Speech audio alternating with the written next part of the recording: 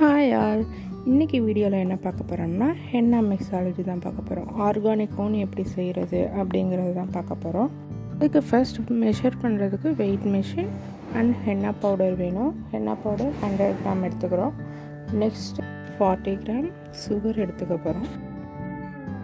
April 15லேருந்து 15 days online mehndi class start ஆக போகுது. நீங்களும் அதில் சேரணும்னு ஆசைப்பட்டீங்களா? ஸ்க்ரீனில் தெரியுற வாட்ஸ்அப் நம்பருக்கு மெஹந்தி கிளாஸில் மெசேஜ் பண்ணுங்கள். மெஷர்மெண்ட் ரொம்ப முக்கியம், அதனால் பார்த்து போடுறோம்.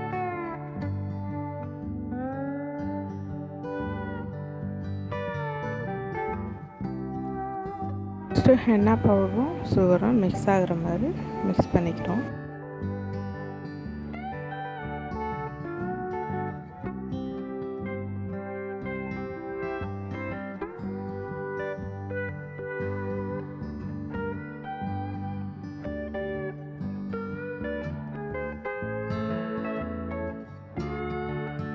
நெக்ஸ்ட்டு நம்ம வாட்டர் சேர்க்க போகிறோம். கொஞ்சம் கொஞ்சமாக பார்த்து தான் சேர்க்கணும்.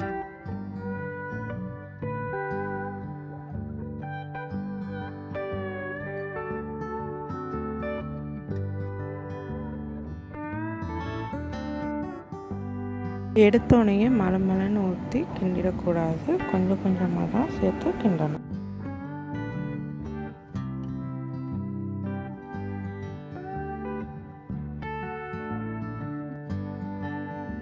மிக்ஸ் பண்ண பிறகு இந்த கன்சிஸ்டன்சி வந்ததுக்கப்புறம் எசென்ஷியல் ஆயில் சேர்த்துக்கணும்.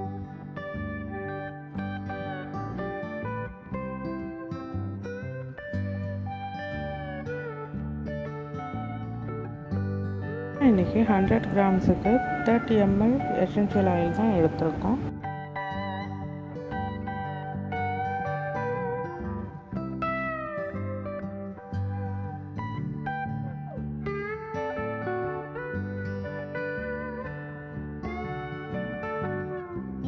ஆயில் ஊற்றின உடனேயே வாட்டர் மாதிரி பவுடர் அப்சர்வ் பண்ணாது.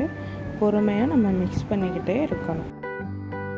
15 டேஸ் மெஹந்தி கிளாஸில் என்னென்ன கற்றுப்பீங்க அப்படின்னு பார்த்தீங்கன்னா, பேசிக் டு அட்வான்ஸ் எல்லாமே கற்றுப்பீங்க. பிகாக் எப்படி வரைகிறது, பேசிக் லைன் எப்படி போடுறது, எலிஃபண்ட் எப்படி வரைகிறது, க்ரூம் ஃபிகர் எப்படி வரைகிறது, ப்ரைடல் ஃபிகர் எப்படி வரைகிறது, சைட் ஃபேஸ் எப்படி வரைகிறது, எல்லாமே நீங்கள் கற்றுப்பீங்க. இதோடு சேர்த்து இந்த மாதிரி மிக்ஸாலஜி கிட்டும் ஃப்ரீயாக ப்ரொவைட் பண்ண உடனே உங்களுக்கான சீட்டை ரிஜிஸ்டர் பண்ணி.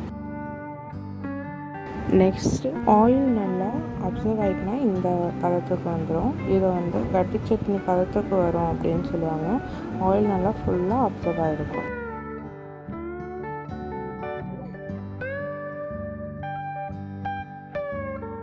இந்த கன்சிஸ்டன்சிக்கு வந்தோன்னா மூடியை வச்சு மூடி வைக்க போகிறோம். அதுக்கு முன்னாடி கொஞ்சமாக வாட்டர் ஊற்றி மூடி வச்சுக்கணும்.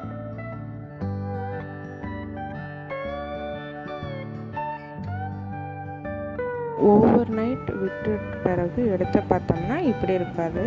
ஏர் பால் கொஞ்சம் இருக்கும். அதெல்லாம் நான் சரி பண்ணிட்டு தான் காமிச்சிருக்கேன். இந்த கன்சிஸ்டன்சியில் தான் இருக்கணும்.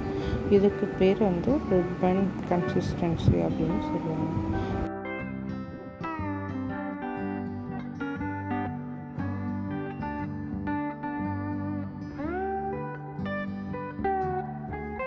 நல்லா மிக்ஸ் பண்ணதுக்கப்புறம் இதை பைப்பிங் பேக்குக்கு மாற்றணும். அதுக்கு ஃபர்ஸ்ட் டம்ளர் எடுத்துக்கிறோம்.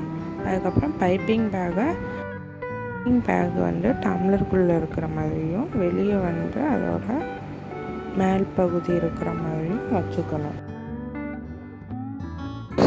ஸ்டாக்கிங் தான் வைக்க போகிறோம். அதுக்கு உள்ள ஸ்டாக்கிங்கை வச்சு மேல் பகுதி வெளியே இருக்கிற மாதிரி வச்சுக்கணும். நெக்ஸ்ட்டு மிக்ஸ் பண்ணதை இதுக்கு ட்ரான்ஸ்ஃபர் பண்ண போகிறோம்.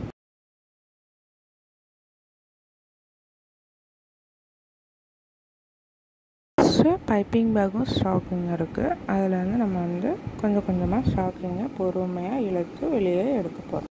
வெளியே எடுத்ததுக்கப்புறம் நெக்ஸ்ட் வீடியோவில் கோன் எப்படி பண்ணலான்னு பார்க்கலாம். பாய்.